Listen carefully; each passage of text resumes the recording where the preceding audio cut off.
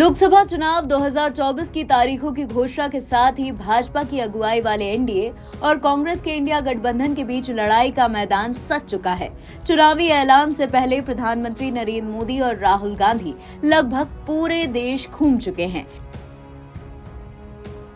देश के 543 लोकसभा सीटों में पीएम मोदी 501 और राहुल गांधी 358 सीटें कवर कर चुके हैं।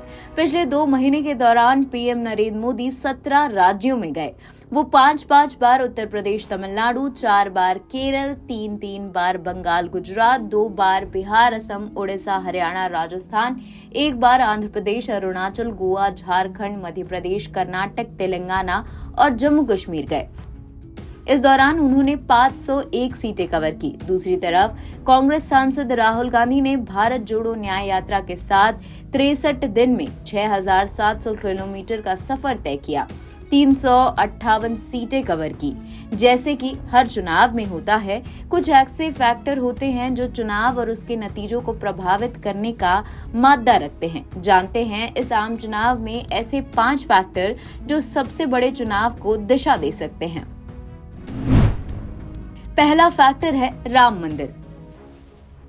लोकसभा चुनाव में राम मंदिर बड़ा मुद्दा है। इसी साल 22 जनवरी को अयोध्या में राम मंदिर की प्राण प्रतिष्ठा को नरेंद्र मोदी की अगुवाई में बीजेपी ने बड़ा मुद्दा बनाया। बीजेपी ने विकास के साथ विरासत की थीम को पकड़ा और पिछले 10 सालों में हिंदू परंपरा स्थापित करने के दावे किए।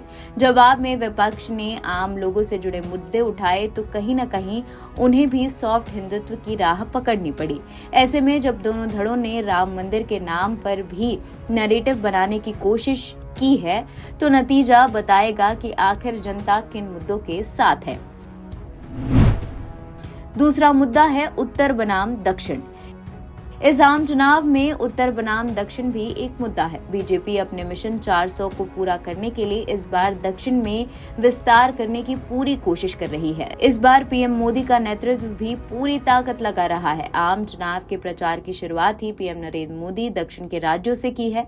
बीजेपी की मंशा है कि उत्तर में 2019 का प्रदर्शन दोहराएगा और दक्षिण में पहले से बेहतर करे तो उनका मिशन 400 पार का पूरा हो सकता है। वहीं विपक्ष दक्षिण में बीजेपी को पूरी तरह से रोकने और उत्तर में बीजेपी की अगुवाई वाले एनडीए की सीटों को कम करने की कोशिश में लगा है।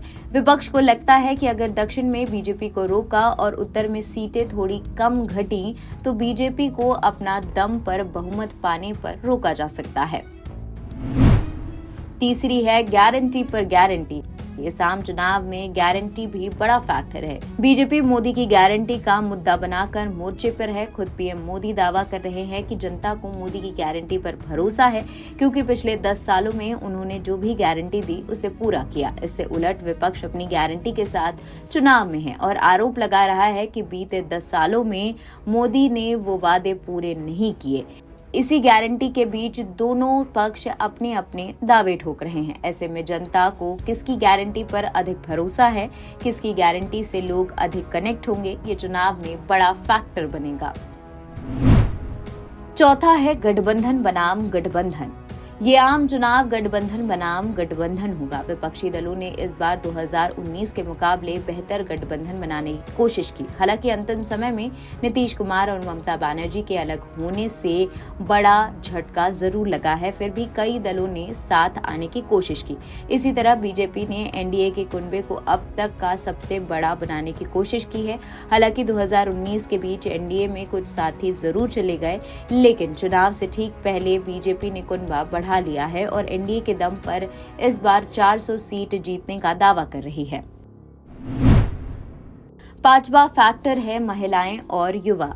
हाल के सालों में हर चुनाव में महिला और युवा किसी चुनाव परिणाम को दिशा देने में सबसे अहम फैक्टर बन गए हैं। तमाम राजनीतिक दलों ने खासकर महिलाओं को अपने पाले में करने की कोशिश के दाव खेले हैं।